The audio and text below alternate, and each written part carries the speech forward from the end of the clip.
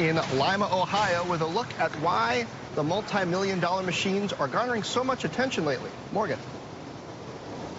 And they are gathering attention, John. Thank you. Take a look at this behind me. These are the M1A2 Abrams tanks. It's the most recent variant, the newest variant, just off the General Dynamics production line. They got their start in the 1980s. They've been pulled out of storage, they've been stripped down to the hull, and then packed with electronics, new capabilities to make them more lethal, new armor. This is a process from contract to delivery that takes about 12 months at a cost of up to $12 million per tank. Now, just a few years ago, this wasn't happening in a meaningful way. As recently as 2016, production here was averaging about 1 tank per month, largely for international customers. But now the U.S. Army is buying more, allies are buying more, and General Dynamics is now expecting to be producing up to 34 tanks a month as soon as next year. Since 1980, the tank has been one of our franchise programs. It's a significant piece of our overall production. We have production on the tank, we have production on Strikers, and a few other vehicles that we're doing. It's a pretty significant portion of our business.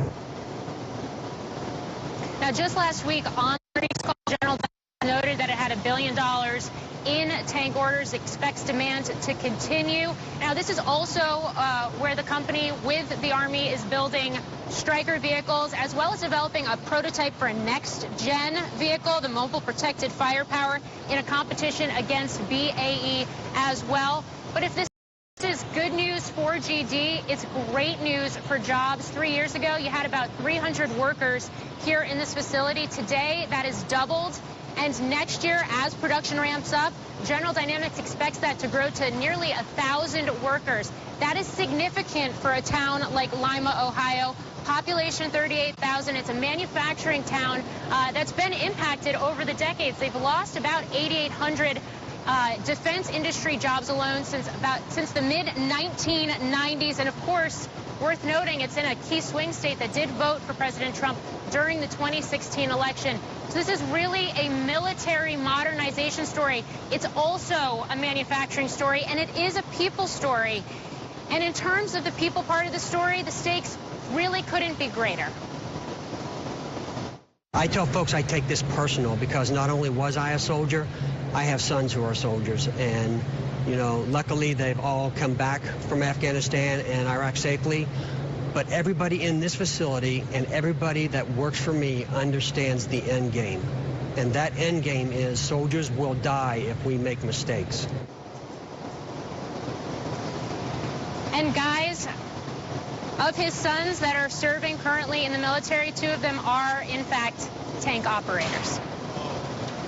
Morgan, thanks. And it strikes me that there's been a lot of talk over the past few years about modernization of the military, lighter forces, not using as many tanks. So I wonder, is there an ecosystem growing around Lima, Ohio, in terms of components or technology manufacturing jobs that are applicable beyond just tanks? Or is this really tank specific?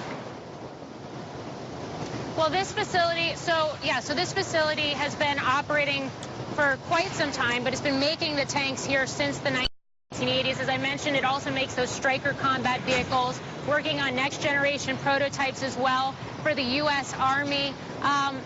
It's really interesting because these tanks, I mean, they're covered in armor. They can move very fast. They can move up to 42 miles per hour. But they have the equivalent of miles and miles of wiring and electronics inside of them. They have to be fortified from a cyber perspective as well. So in general, yes, everything's becoming much more advanced and much more technological. Morgan, what's it like to be inside one of these things? It is cool. I actually took a test drive a little bit earlier this morning. 2-mile track that's just outside of here. It's a little cold outside. It was 17 degrees, feels like 0. And then, as you can see here, we were moving up to 40 miles per hour. And we actually, you can see that hump behind. It's a 60-degree angle. We went up there and tested the brakes as well. You're moving.